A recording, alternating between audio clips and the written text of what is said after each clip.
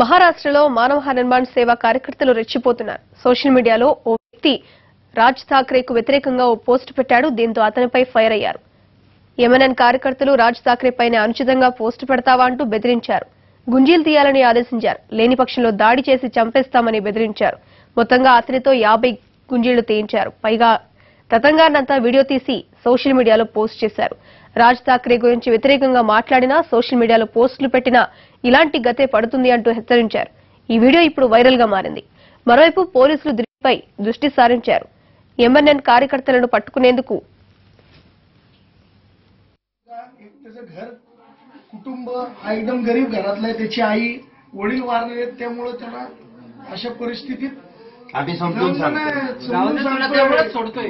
साहेबांबद्दल एवढं वाईट बोललं आणि 50 उठावशा लगेच करचल लगेच 50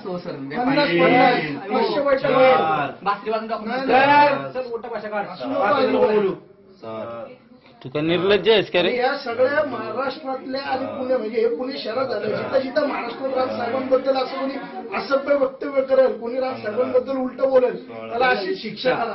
आता फक्त खळखटाक न मारता, कारण मराठी माणूस जाईल, मराठी मुलगा म्हणून त्याला न मारता अशा इकडे आणतो. येतो